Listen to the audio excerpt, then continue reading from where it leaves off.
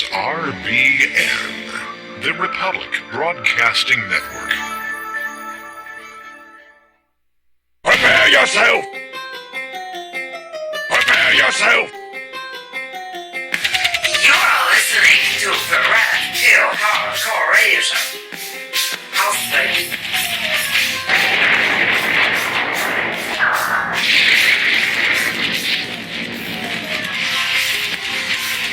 Well, now you can forget about going to the amusement park. Keep it real. Take the Red Pill. Yes. You are listening to the Red Pill Hardcore Radio Show. I'm your host, V. And, this show is going to be a work in progress because, I am a targeted individual after all, as I explained in the previous episode. Now, my case is a little bit different than most, and I do have my co-host, I believe, on the line with me. She can attest to this because she has been through this stuff as well. But it's not so much as electronic harassment. I would just say straight out sabotage. After all the equipment we got to go through just to do a show, things get hacked left and right. It's amazing. And this is a subject that I actually would like to talk about on this show all the time. And I'm going to talk about it all the time. We're going to have experts in many areas come in and talk about this sort of stuff. So, Kristen, you on the line? Okay, I don't think she's quite patched in yet. But today, also, I was to introduce another co-host, but something has come up, and I totally understand. Things happen. Again, sabotage, social engineering. When you have agencies like the NSA, the NRO, CIA, things like that. Hello! And then, Kristen. All right, she's in the call. And so the surveillance program, you don't think that people do things and they're not seen? We've got surveillance everywhere. We're in a surveillance culture right now. We've gone from surveillance police state, which has turned us into a surveillance culture. Okay? Everybody has a camera on them at some point in time.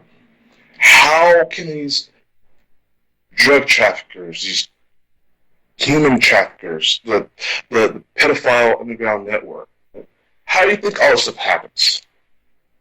With all the surveillance going on, it is so easy to get onto the suspected terrorist watch list for seemingly nothing.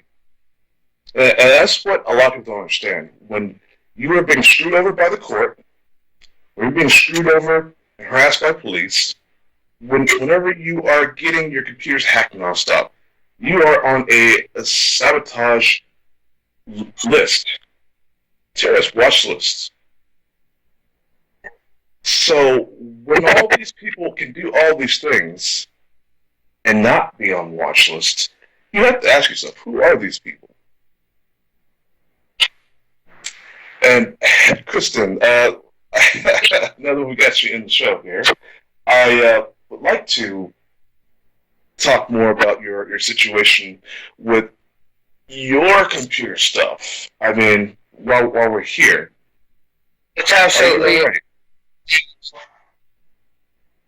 it's truly unbelievable. And I've spent the last 4 years investigating my situation, and I actually know where my situation came from after thoroughly investigating it. After my initial situation 4 years ago, mine stems from a major transvaginal mesh case that I filed in 2013.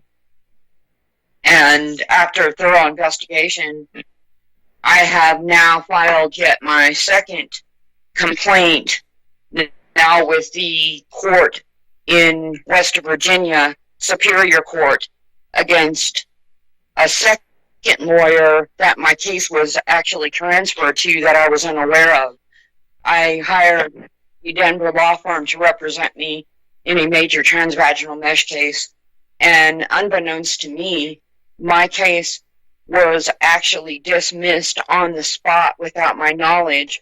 My case transferred to another law firm, and my representation was transferred to another law firm without my knowledge nor my consent. And somehow or another, and I'm just finding out all the details about this now, my name via some sort of power of attorney was either changed or I have been somehow listed as deceased, and then either another name has been used in West Virginia or Southern West Virginia Superior Court under Judge Goodwin, and or a power of attorney in my name has been used. And by the way, my case, I am the plaintiff in a major case. My case is called Solace versus Boston Scientific, and my case has been linked to what is called a super settlement. And the major issue here, and it's kind of long, but this law firm in Denver presented me with, V, are you still there? I'm still here. Go ahead. This law firm, I actually was in a nursing home in 2016 because at my residence I was assaulted and my back was fractured. While in the nursing home, this law firm actually called me up and presented me with settlement papers. Mind you, this case was supposed to be a multi-million-dollar case. And when I got the settlement papers, I was so unbelievably shocked that I couldn't even believe it. They offered me a little over $12,600, and I was so unbelievably shocked that I could not even believe it. I said, what happened to this multi-million-dollar case?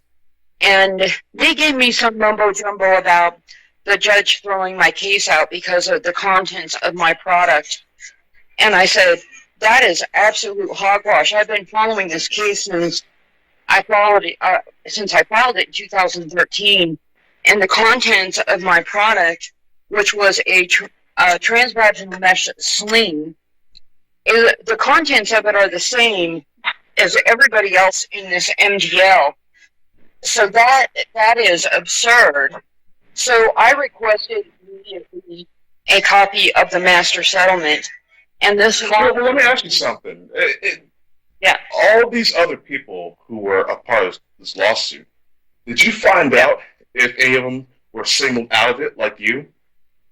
Well, the difference between those individuals and myself is my case was so severe that I was actually outside of the class action. My case was an individual case.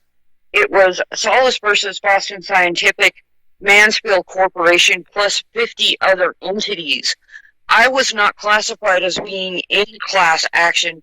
My case was an individual case. It was to be heard in front of an actual jury for a verdict on the amount that I was supposed to be given. That's another reason why when they told me my case was thrown out, I knew that was hogwash, because my case was an individual case, and for a superior court judge to throw my case out was absolutely absurd. It wouldn't have even made it that far. So when they got my settlement, when they got my medical file consisted of almost 5,000 pages. I was hospitalized for nearly 4.5 years. In and out of. Well, in those 5,000 pages, you have several different transgressions, because it's not only the fact that you went through this, and had the wrong materials used on you, you got put off, and you were actually left out in the parking lot at some point. Was this around the same time? Well, this was a completely separate issue, but I believe that this physician had a lot to do with this particular law firm. That is a separate issue that I'm working on, but I believe that he has knowledge of it. But back to the other issue, when this law firm presented these settlement documents to me, which was in 2016, and I requested a copy of this master settlement, they got incredibly upset. And during the time prior to this, that I had never heard from this law firm. I was never invited into this law firm.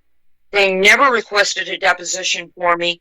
And I'm an intelligent woman. I knew that there was something wrong with this process. And I actually showed up at the doorstep of this law firm myself, uninvited, because I got tired of trying to get information from this law firm. And when I showed up at this law firm, they were incredibly angry. What are you doing here? You should not show up here without appointment. You should not show up here without our knowledge. And the owner of the firm took me into a boardroom and sat me down and basically scolded me, told me that my representation, Amy Flagstaff, was not in the office. And then all of a sudden, out of the clear blue sky, she pokes her head around the corner. I'd never even seen this woman before. And I said, "Oh, you are here. Nice to meet you. I've never even met you." They politely, but not so politely, escorted me out the door and told me not to show my face again. I knew there was something wrong. I knew that something was horribly wrong. And when they presented me with this $12,600, I knew something was very wrong. And I requested this master settlement copy. They were so upset about this. At first they told me no. Then they came back and they said to me, "Okay, you can have a copy of this master settlement, but basically we need to place what I would call a gag order on me. You cannot talk about this." I said, "Why would you do this? I'm the plaintiff here. Why would you be so upset about me talking about this?" At that point, I pretty much severed communication with them, and I started doing investigation on my own, which led me to the docket clerk in Boston Superior Court, and then there is where I got the shock of my life. Well, hold on. This is new information for me. You told me the story a few times. I don't remember you having the gag order. Yeah, they told me I could not, if I was going to receive a copy of the master settlement, that I could not, I was going to have to sign pretty much a gag that I could not speak about this case. I said, "No, that's ridiculous."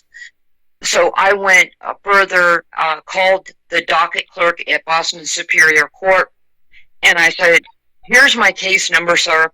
I said, "I need all the information that you possibly have on this case." And then he said something to me that just shocked me. He said, "Well, this was a short case.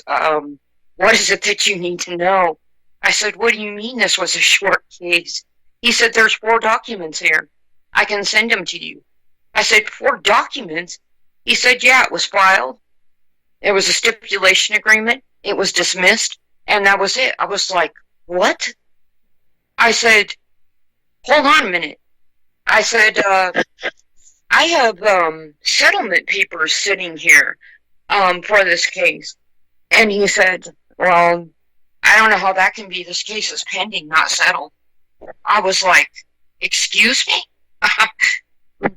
How can Yeah, so this is them trying to sweep your case underneath the rug, basically. If I have settlement documents? And he said, "Well, you're going to have to call your attorney on that because, this case is pending." So when he sent me the documents, this case was dismissed, and then I noticed something terribly wrong. there was an additional filing status attached to the original filing, which automatically transferred this case to another attorney by the name of Charles Fisher. And And we are losing your audio here, but I do know that when these people transfer cases, don't tell you anything, don't even tell you that there are hearings. They do a lot of the secret hearings. You got to stay on top of these people. And something that you guys will always hear me preach is documentation. And, you know, the sword is powerful, but the pen is even mightier. Well, guess what? The paper, that documentation, that's the brick wall right there. That is your best defense and your best offense. People don't understand when you're dealing with courts, when you're dealing with government, when you're dealing with any administrative, corporate, anything, your documentation is what will keep you ahead. A lot of times, these people doctor or change and just do everything fraudulent. Because a lot of people will try to get their paperwork back later, and it doesn't exist, or there's some sort of perjury, as things were stricken from the record by the judge later on, and it's really disgusting. So stay up on your paperwork, and I'm gonna be willing to guess that if you keep up with your paperwork, and they know that you keep up with your paperwork, it's less likely that these people will try to screw you over. I don't know how these people know that who doesn't keep their paperwork and who does. It might just be an issue of attitude, this in regards to surveillance, computer stuff. People need to get their records. Always. Well, additionally, right away when I noticed who the case was transferred to, I tried to call that law firm, and lo and behold, if the number didn't go to the defense counsel, and I was like, why is my now private counsel number going to the defense counsel? Come to find out, my private counsel is married to the defense counsel. And that was quite a spin. Major conflict of interest. Yes.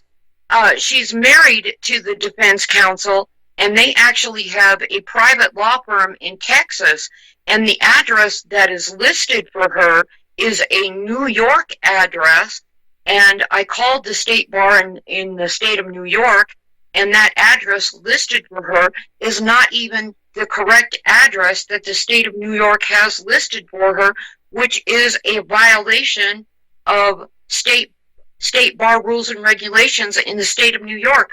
Furthermore, she's not listed as having a license to practice law in the state of Boston, in the state of Colorado, or in the state of West Virginia, which the case was settled in. Mind you, the case did not settle until August 23rd of 2018. And furthermore, my deposition, according to Docket Bird, which I got confirmation of, was taken in July of 2018. Really? Where was I? I had my deposition taken? That's news to me. I was never invited in anywhere to have my deposition taken. So who represented me? Who took my deposition, and where was I? And this case, according to Andrus Wagstaff in Denver, Colorado, was settled in 2016. According to the docket clerk, Boston Scientific or Boston Superior Court, this case settled on August 23rd, 2018. We have a serious problem. That is major corruption. That is... we're going to go into break here, but I just have to say, this is the very definition of corruption. And we are going to be looking at this story for quite some time. So you guys want to join us with that, okay?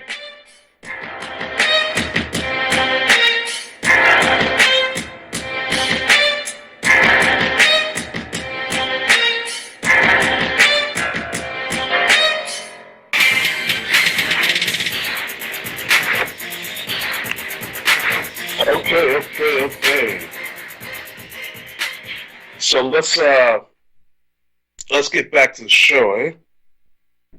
So Here, I want to talk about. Let's get into some harassment. Now, there's the social networking thing. We have a social network crisis, and I know that many of you out there don't know what exactly that is. But well, for the listeners of this show, you know what it is. I mean, it's the censorship. It's going to be a real thing here. The censorship and the truther community trying to talk. And I have seen a trend lately. There are a lot of activists out there who are turning on other activists. There's this always infighting. And whenever there are groups that turn on each other, who have difference of opinions, they go hard at each other to destroy each other.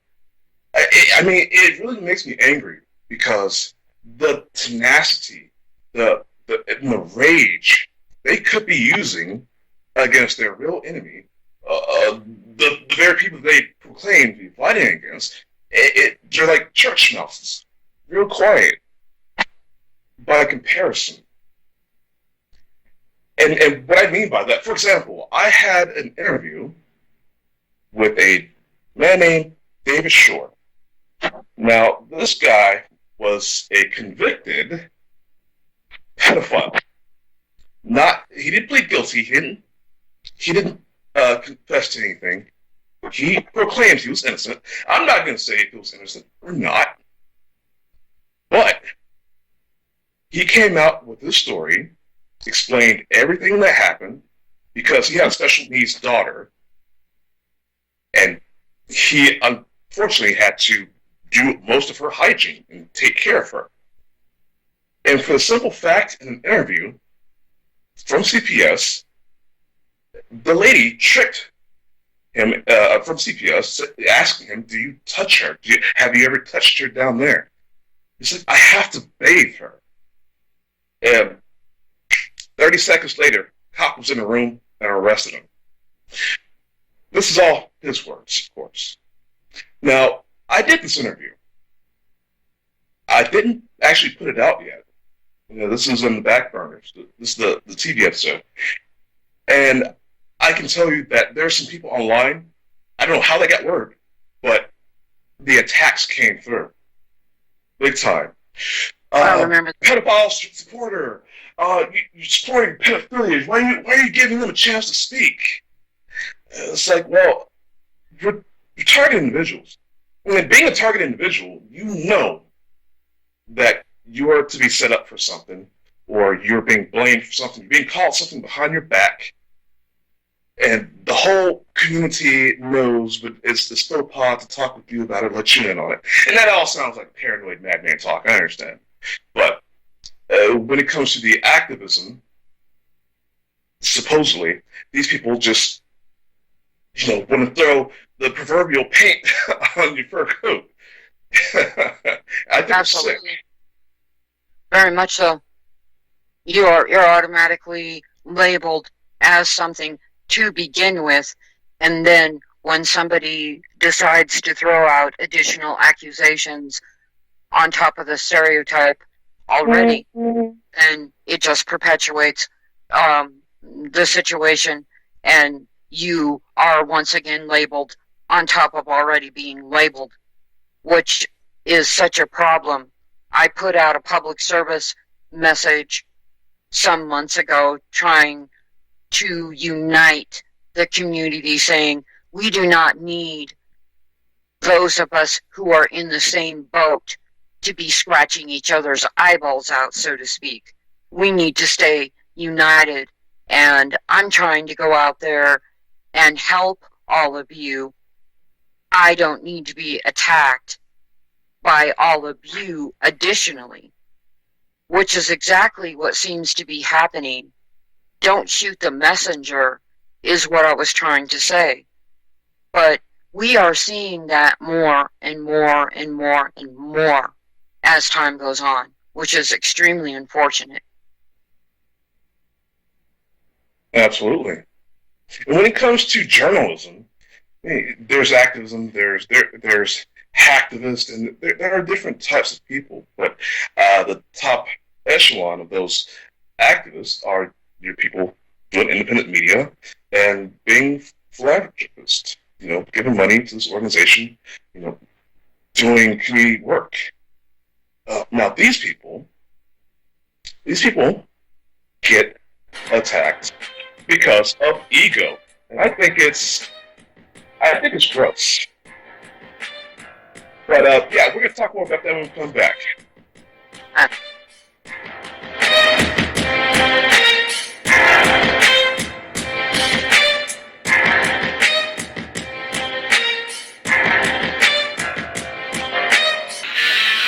All right. Let's all right, we gotta make these going to break things a little smoother. I'm not used to these things. So guys, you have to bear with me.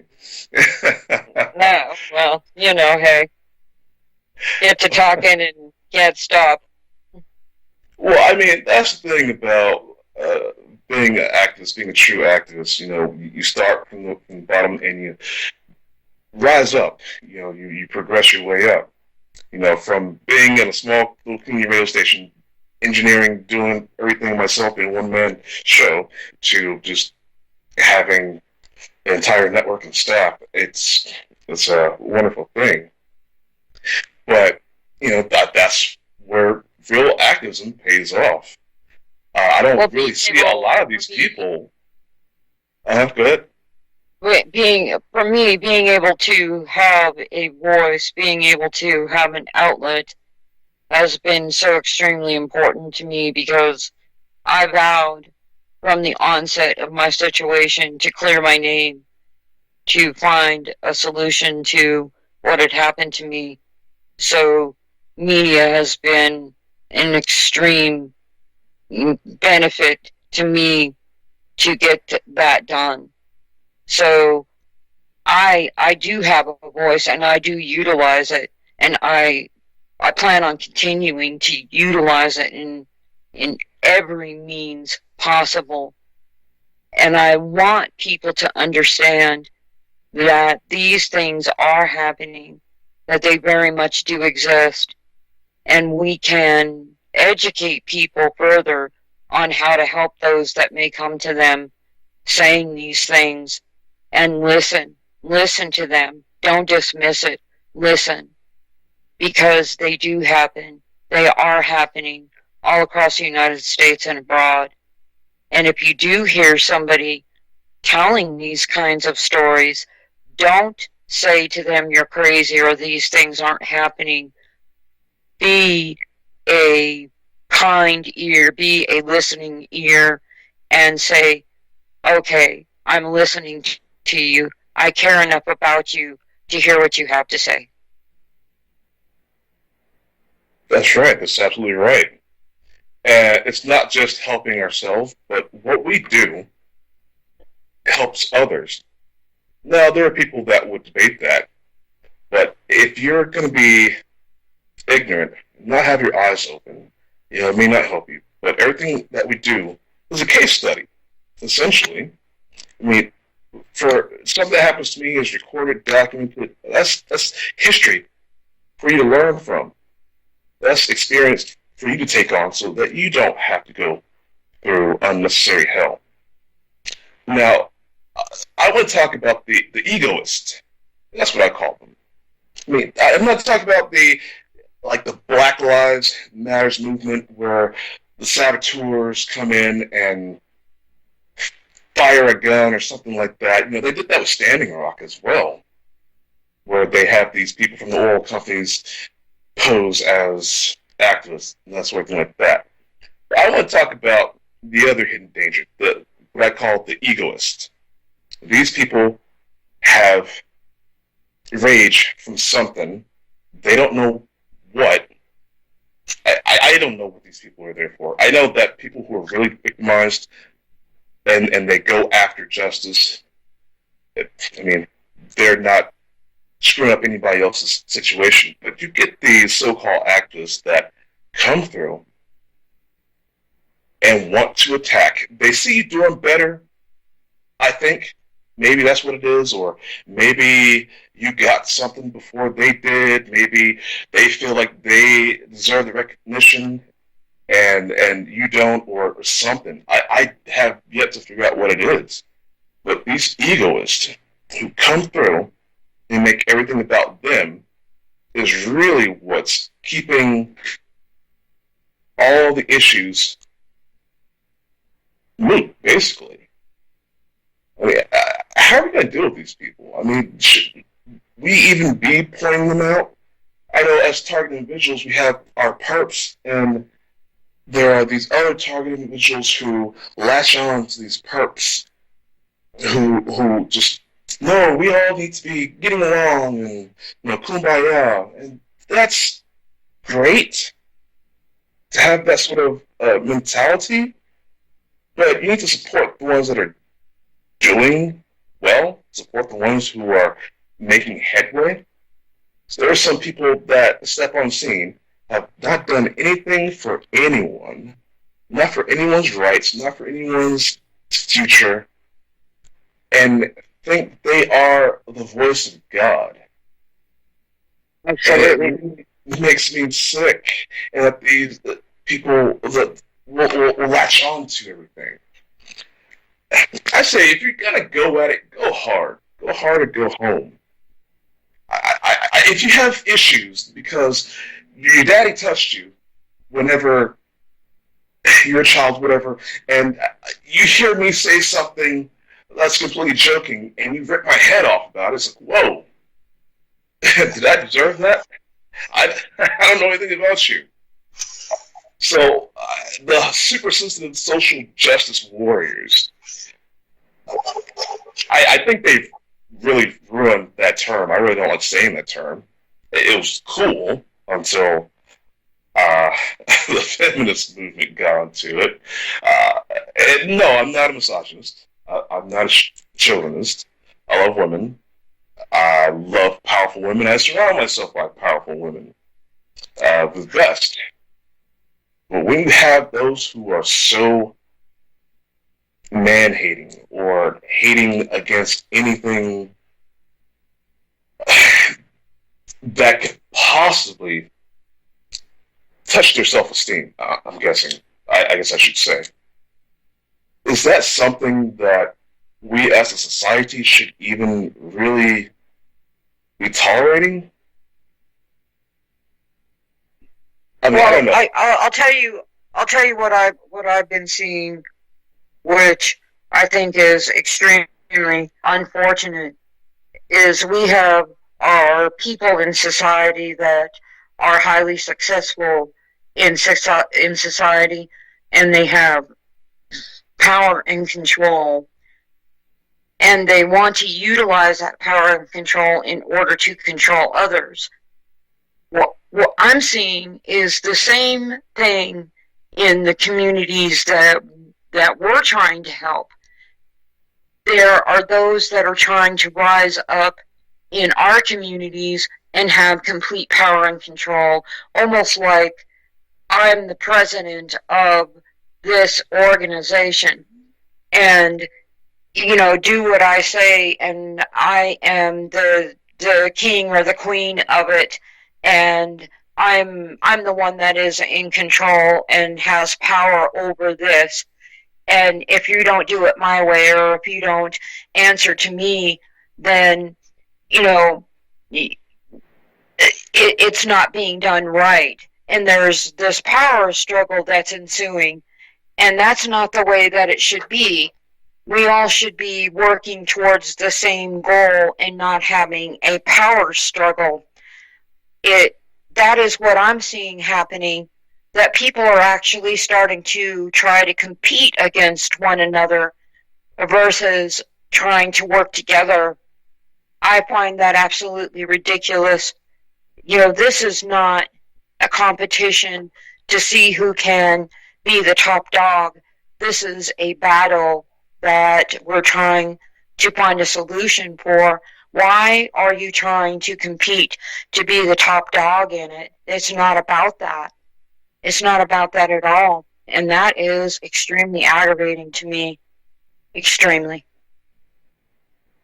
Well, I think people need to get a grip, because if you're so easily offended, not me being a black male, I've gone through the usual sort of, I guess you could say, second class treatment. But that only gives me an opportunity to say, okay, that's what you think? Well, hey, look at this.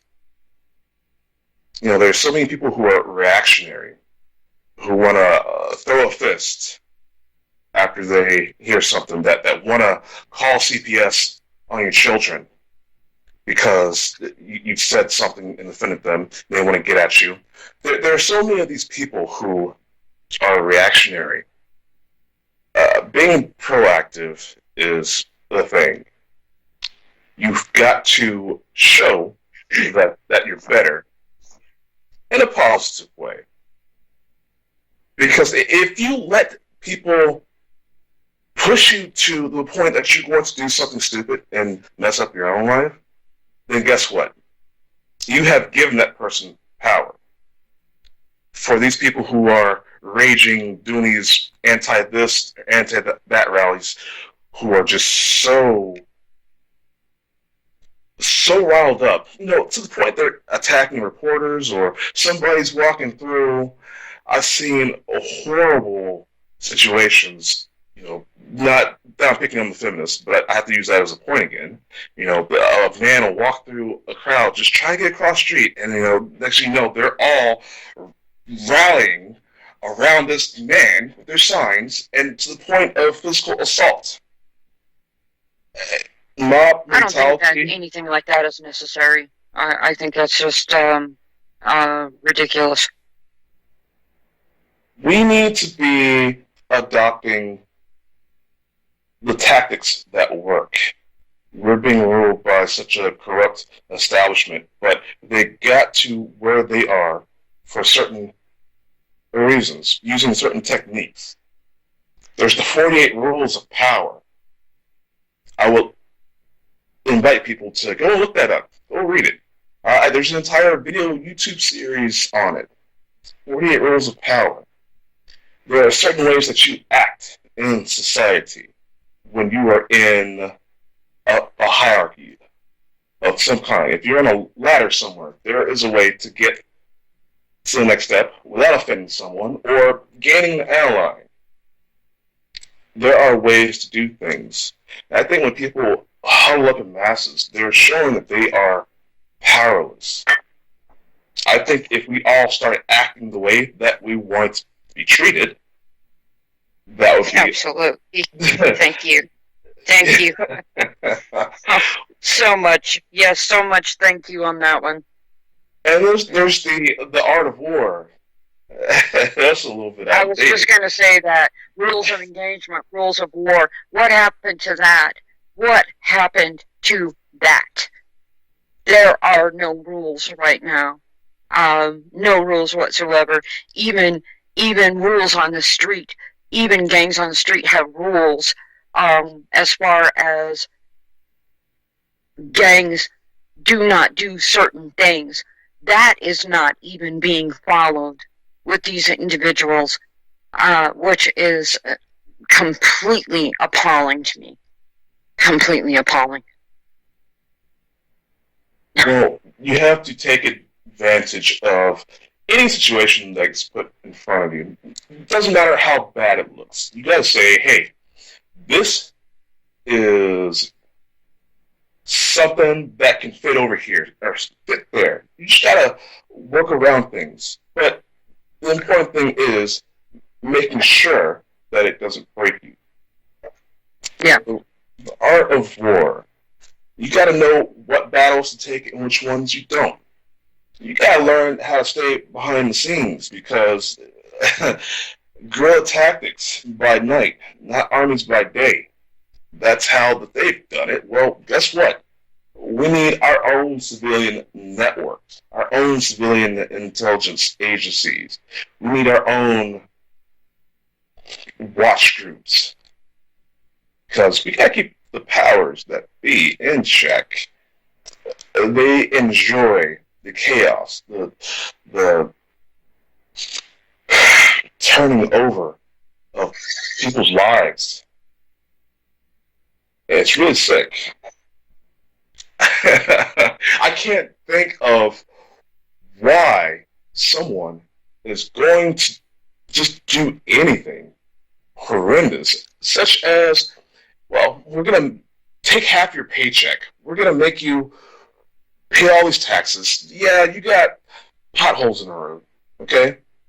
Yeah, who cares? You're going to pay for all this technology that we have so we can go blow up other people and do the same thing to them, enslave them to a measly weekly paycheck and keep all the wealth. You know, for the price that we pay for our electronics, do you know that most of that goes into a secret development of other stuff? There's technologies that these corporations, the deep state, the shadow government are using that we just have no idea about. When they say they're 50 years ahead, the government's actually 100 years ahead. So when we as a society are outclassed with this technological handicap, we're going to have to start using our heads. We're going to have to actually start analyzing, using our brains. This whole thing of, I've got kids, I've got a wife, I can't be involved, that's not working anymore. Yeah. I mean, the Yellow Vesters, I think they got it right. I had my hopes up for Antifa in the beginning, Yeah. and I just saw that just sort of break apart. But we all need that Yellow Vest mentality because it's the people, it's not these government entities. I just don't feel that we're going to get anywhere. We need to learn. People, learn about the technology. These drones, this is something I have a big issue with, these drones. Please, research the capabilities of these drones. The Wi-Fi that can see through your homes. Radar. All that stuff. So yeah, we'll come back with closing comments after this. All right. We are definitely going to be developing the show. We just want to let you know who we are and what we stand for. We're going to have stories. We're going to have guests. We're going to bring in people from multiple networks, because we have to mesh and stand together and get this information out. I know I want to talk about people getting together. I do have my militia, the Minnesota Red Pill Militia Facebook page. Please go there, check it out. Talk about, real homeland security, sort of stuff like that. And actually hear what the Patriots have to say. So that's a little side thing, if you guys would like to check that out. Kristen, is there anything new with you before I wrap up? The only thing new for me is I did check, I filed a complaint with the Southwest Virginia Superior Court, actually with the Legal Bar Association. I sent the paperwork in about a week and a half ago, and I followed up with them, and they said they did receive my complaint. And they said they were going to send me some documentation this week about that complaint. So I am looking forward to hearing what they have to say. So that is something that is going to be new for me as far as my situation. So that will be an update that I will have for sure. Okay. I would love for people for stories like yours to come on the show as well.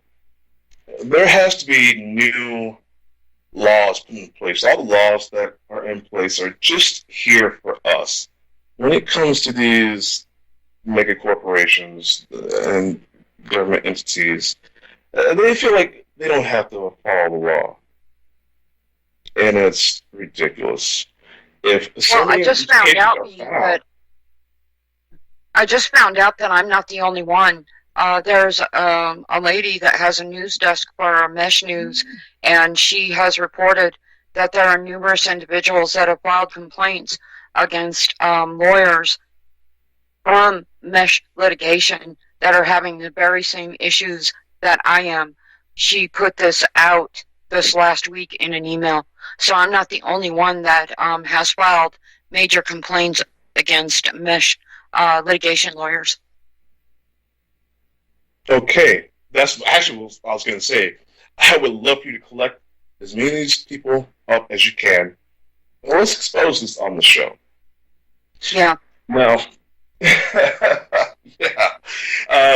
Tomorrow, I think we're going to have Mr. Well, I should say Bill the Butcher. I can't say his real name. We're going to have Bill the Butcher on the show, and we're going to talk about what happened to his daughter. As she has something called Rad syndrome.